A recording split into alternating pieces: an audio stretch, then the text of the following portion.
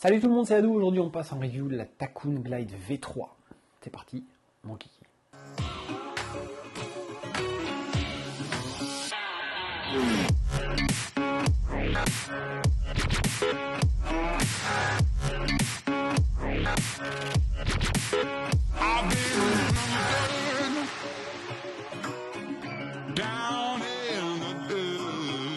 Takoun vend en direct, vous retrouverez les boards, les foils et les wings, les nouvelles wings VX et V3 qu'on a passé récemment en review sur leur site internet. Alors le programme de cette glide, tout comme l'année dernière avec la glide V2 qu'on avait déjà testé et la glide V1 qu'on avait testé, c'est principalement le freeride avec la petite spécificité glisse maxi, optimisé pour le Lightwind, glisse au take-off, Lightwind.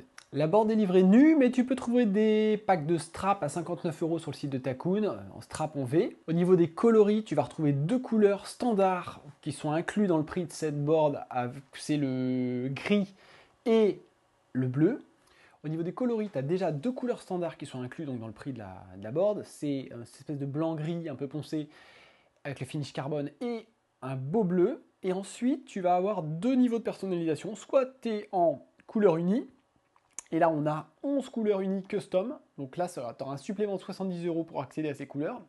Et si tu veux le custom du custom, la custom VIP qui est donc bicouleur, il existe 4 versions bicolores que tu retrouveras sur le site internet. Et là, cette option, qui rendra ta planche un petit peu plus unique encore, rien d'obligatoire, elle est à 120 €. Au niveau des tailles, alors ils n'ont pas lésiné sur cette Glide V3, plus de tailles encore que l'année dernière, il me semble, puisqu'on a 10 tailles au total, qui vont s'échelonner entre 4,8 pour la plus petite, celle qu'on a en test, à 55,5 litres, et la plus grosse qui fait 5,6 de longueur avec un volume de 105 litres.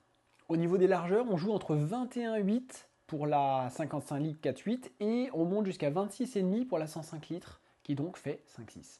Sur la construction, je me répète, ces boards sont faites au Portugal, à l'exception de la pump qui n'est pas faite au Portugal. Et sur la construction, je me répète par rapport aux autres reviews, si vous avez suivi les autres reviews Takoun sur la chaîne, construction faite au Portugal, on est sur un pain de mousse hydrophobe très dense qui confère une bonne rigidité à la board et une bonne solidité, et techno en infusion, des boards carbone. Et la nouveauté quand même, c'est que cette année on retrouve sur ces boards là en tout cas de série des rails en carbone. Sur le pont, tu vas retrouver des inserts de straps, il y a très exactement 5 positions à l'avant, 5 positions à l'arrière pour placer tes straps et régler ton stance. On va retrouver un gros pad en EVA. Alors récemment, après qu'il m'ait envoyé la board, il y a une petite évolution sur le pad fourni.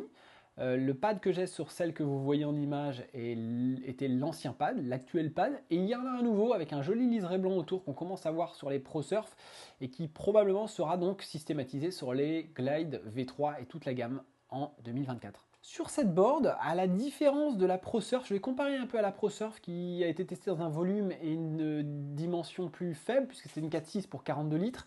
On a un pont qui est très plat, une planche avec peu de rocker qui est assez tendue, et l'objectif c'est qu'elle glisse tôt, donc c'est assez logique. Et on va retrouver moins de survolume aux noses que sur une Pro Surf, qui a un petit bulbe en fait, qui a cette petite surépaisseur aux noses devant le pad, devant le pied avant. Globalement, on a un shape assez, pour ne pas dire très tendu. Quand on retourne à bord sur la carène, on a quelques nouveautés. Donc les rails qui sont en carbone, est-ce qu'on verra la différence? On a vu sur la Pro Surf que c'était pas nécessairement flagrant et qu'il fallait peut-être avoir deux boards de même shape avec rail carbone par rail carbone pour pouvoir faire le distinguo et dire si oui ou non on voit une réelle différence en utilisation. Les rails ont été rallongés. On a maintenant des rails qui, en taille totale, font 33 cm. C'était un peu plus court avant. Pour les geeks, le rail, la distance tail début du rail démarre à 17,5 et la distance tail fin du rail termine à 50,5 cm. Sur tous les volumes, tous les modèles, tu vas retrouver une poignée de portage située sous la carène. Par rapport à la V2, même si on reste dans la même philosophie, on n'est pas sur une révolution, on est sur des évolutions au niveau du shape. On a un changement assez net sur le tail. On va retrouver cette espèce de V-tail. Au niveau du cul, on est un peu pincé, mais sur le pont de la planche, on garde une largeur raisonnable. L'autre truc qu'on remarque aussi qui est assez flagrant, c'est qu'on a des espèces de channel. On a une bande plate au centre assez large qui est très tendue, et sur les deux côtés, on a comme deux channels sur lesquels il y a plus de rocker en fait. C'est-à-dire que sur les côtés, tu vas avoir deux lignes qui galbent plus, qui vont avoir moins de sections plates que sur la bande centrale. L'idée, c'est d'optimiser la glisse sur la partie centrale de la planche et d'évacuer l'eau sur les côtés quand tu fais tes take-off ou quand tu fais des touchettes. Sur ma balance, cette planche sera 4,6 kg nue sans son leash.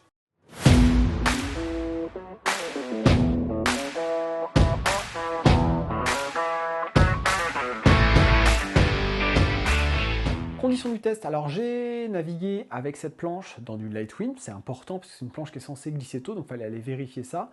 En 3.5 VX, mais avec mon gabarit c'est quasiment l'équivalent d'une 4 mètres, donc mais plutôt sur du flat. Et à côté de ça, j'ai fait des naves, dont une en particulier où j'ai fait mes images, dans des conditions de houle beaucoup plus soutenues, avec un vent plus fort, avec plutôt la 3.5 bien toilée on va dire, et un peu de clapot. Premier ressenti, plage basse, glisse, premier take-off, alors surtout dans le vent léger.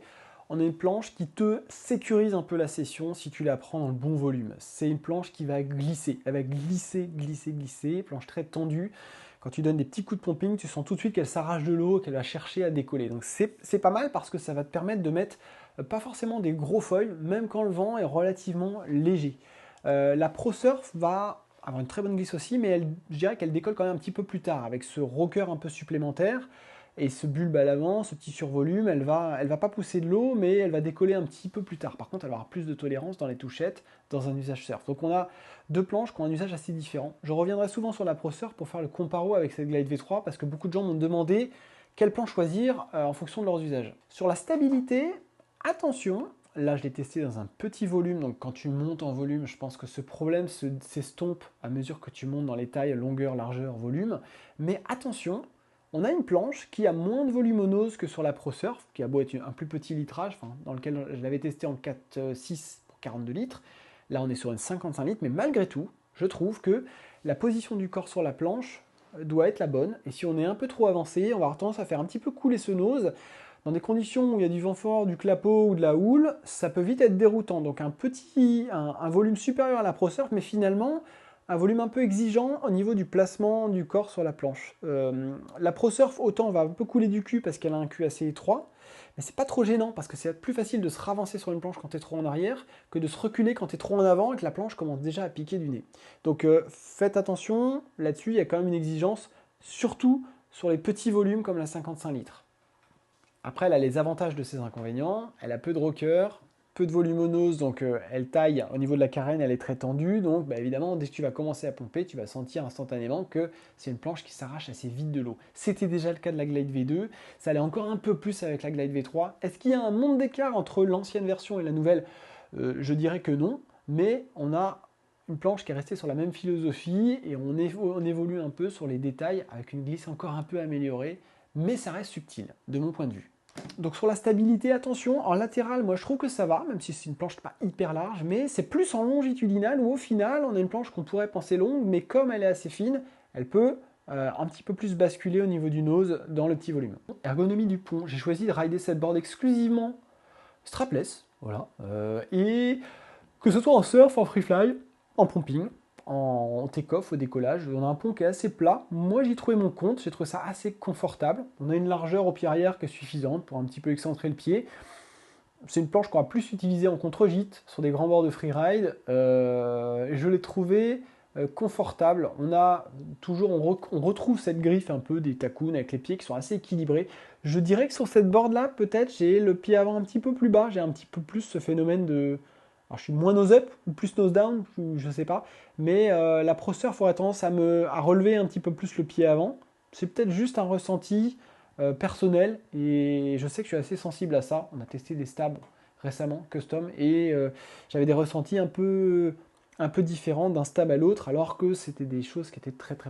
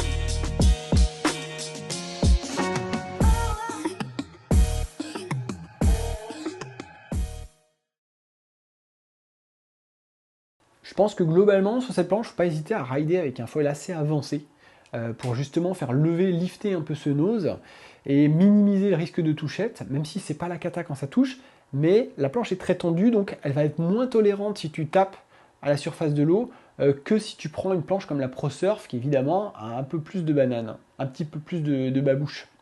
En freeride cruising, bah, c'est la régalade. Alors c'est la régalade, on retrouve la rigidité de toutes les boards Takun. Il n'y a rien de nouveau, mais en même temps, qu'est-ce qu'il y a à ajouter? Moi, je l'ai testé dans un petit volume sur le poids. Je trouve que c'est une planche qui reste dans t'as un poids qui est bien contenu par rapport à n'importe quel board de série. On a un poids qui est très honnête. J'ai pas les poids des planches plus élevés. Des fois, les gens sont un peu dans le détail des poids sur notamment les gros volumes. En tout cas, par rapport à la Glide V2, les autres flotteurs que j'ai testés récemment, comme la Pro Surf, pas de souci, la planche est légère sous le pied, et puis elle est rigide, donc au pumping c'est nickel. Peut-être que les rails en carbone ajoutent un gain de rigidité. Est-ce que je l'ai ressenti? En toute honnêteté, non. Je pense que la planche est bien conçue, qu'elle ait des rails en carbone ou pas. Est-ce que ça va vraiment être un game changer? Je pense pas. Il y a certainement un gain, structurellement c'est mieux, il y a un gain de poids inhérent à l'intégration des rails en carbone, mais de là à dire que ça révolutionne le comportement de la planche en navigation, sur un flotteur de wing, peut-être pas. Peut-être que sur une board de Surfoil Dogstar, ça se sentira plus, on le verra par la suite. En downwind, pumping, free fly, bah là c'est pareil, je vous invite à avancer pas mal votre foil pour être un peu dans la logique des planches de downwind qui sont très longues. Cette planche n'est pas très longue, hein, la 55 litres fait 4,8. J'ai une custom perso Noremana qui fait le même volume pour 4,9. Il n'y a aucun souci, mais malgré tout, on a envie d'avoir très peu de nose devant le pied avant sur ces flotteurs-là pour avoir un maximum de légèreté devant le pied avant, avoir un minimum d'inertie devant le pied avant, un minimum de poids mort, appelons ça du poids mort, même si on parle d'une board qui fait 4,6 kg, mais l'idée c'est qu'en pumping, tu as peu de matière devant le pied avant, peu de longueur. Donc à ramasser pas mal au haut de foil, et comme la planche est très tendue, encore une fois, c'est bien d'avoir un nose assez haut et d'avoir une planche qui lifte bien et peu de longueur devant le pied avant. Du reste, je l'ai trouvé très agréable parce qu'on a la rigidité, confort de pont, le pad, ça glisse pas. Bon, on n'est plus en chaussons, j'ai pas mis de chaussons de l'année, mais là on est pieds nus, donc on a un confort un ressenti très direct avec la planche qui est sympa. On profite de la rigidité du flotteur, on n'a plus cette grosse semelle en néoprène qu'on a pu avoir en décembre ou en février. En conclusion, pour qui, pourquoi? Alors, si on reste au sein de la marque Takun, les gens questionnent sur YouTube en direct, m'ont beaucoup questionné sur Pro Surf ou Glide V3. Si tu veux aller vers du surf avant tout, et si tu veux une planche même pour t'initier au surfoil, qui va être une planche de vent médium à fort en wing, mais qui peut te servir de planche de surfoil, la Pro Surf est tout indiquée, elle est faite pour ça. Tu peux ramer dessus, la 42 litres, c'est une planche qui est géniale en surfoil si tu veux l'utiliser dans des petites conditions, dans l'optique d'acheter une planche plus petite après. Si ce qui t'intéresse le plus c'est de faire de la wing dans des vagues, la Pro Surf va être plus indiquée. Mais si ce que tu veux, toi, c'est décoller tôt sans avoir une planche qui va être trop longue, sans tomber dans les espèces de mini downwind ou les planches de downwind un peu trop longues à l'excès, qui perdent en polyvalence du coup dans les usages surf, la Glide, au même titre que la Glide V2 était vraiment agréable, j'avais beaucoup utilisé dans les vagues, c'était ma planche de série la plus utilisée sur 2023, cette Glide V2. Bah, la Glide V3 continue sur la lancée de la Glide V2, on a un léger gain de glisse, on a la même construction sur la rigidité, je ne suis pas capable de te dire que j'ai ressenti un gros gain de rigidité.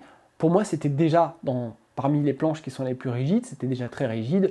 Donc, est-ce que j'ai vu une amélioration? Moi, honnêtement, non. Ce tail en V, là, je pense qu'au niveau du shape global, on a gagné, il y a le tail, mais il y a aussi la carène, on a gagné un petit peu en glisse, mais ça reste subtil. Qui le ressentira? Pas tout le monde. Par contre, là où je trouve intéressant la Glide V3, c'est pour l'usage freeride, l'usage lightwind. À l'arrivée du printemps, de l'été, elle pourra aller dans la houle, elle pourra surfer, elle te permettra de faire du free fly. Par contre, ce qu'elle te permettra surtout, c'est de décoller plus tôt que les autres planches de la gamme. Et si tu la dimensionnes bien, tu vas pouvoir partir tôt, mais aussi tu vas pouvoir te dire, aujourd'hui à 12 nœuds d'habitude, je sors mon 1250, bah là je vais pouvoir sortir mon 1000 ou mon 800. Et c'est ça que je trouve intéressant sur ce type de planches très tendues, qui sont faites pour faire un peu de slalom ou aller sortir des petits foils pour aller vite, même quand le vent n'est pas forcément fort. Là où avec une planche avec un peu plus de rocker, un peu plus de compacité, bah évidemment, il va falloir un petit peu plus de traction dans les bras pour la sortir de l'eau. Après, le choix du foil, la compensation par la technique du rider va faire que, au final, j'ai envie de dire, tout décolle. Mais si tu as un besoin de glisse parce que tu as un gros gabarit, une technique pas forcément super affûtée, mais il faut quand même être à l'aise parce qu'on est sur une planche qui n'est pas si large que ça. Et puis encore une fois, il y a cette histoire de nose qui serait peut-être le point le plus crucial pour moi qu'il faut retenir de cette review, c'est attention, si tu es trop avancé, tu peux trouver que la planche pique un peu du nez sous l'eau, donc il faut avoir un placement assez subtil quand même sur la planche dans les petits volumes. Est-ce que dans les plus gros volumes, on le ressent moins? Sûrement, mais c'est quand même un point qu'il faut notifier. Bon, en tout cas, ce qui est cool, c'est qu'on a toujours une super construction, on améliore le truc en amenant ces rails carbone, ces finitions avec encore plus de possibilités de personnalisation avec la première option couleur unie, mais aussi un nuancier, un nuancier bicolore qui fait son apparition cette année et qui est vraiment stylé, qui permet d'éviter d'acheter une planche de série et de se retrouver tous avec les mêmes couleurs de board sur le spot. On le voit avec certaines marques. Là, je trouve ça assez sympa parce que même si ça te coûte plus cher, rien ne t'y oblige, mais si tu veux avoir ta couleur custom, tu auras un peu l'impression d'avoir un custom et non pas une board de série. Surtout que ces boards, je le rappelle, sont fabriqués en Europe et ça, c'est vraiment cool. Elles sont super bien finies. Sur la construction, elle est vraiment éprouvée. Nous, on leur met cher en surfoil, on leur a mis cher en Dockstar sur les petites planches de surfoil. En wing, moi, ça a navigué toute l'année dernière avec la Glide V2. J'ai pas eu de soucis, donc c'est des planches que je considère comme robustes. C'est des planches sur lesquelles je vais avoir tendance à aller mettre mes straps pour sauter quand j'ai envie de sauter. C'est ici que s'achève cette review. Merci à Takun pour le prêt du matos. N'hésitez pas à faire vos commentaires en dessous. Vous pouvez aller sur les groupes WhatsApp aussi et sur le forum sur lesquels on échange sur le matos. D'ici là, je vous dis à plus, bonne session, profitez du vent. C'était Adou, bye.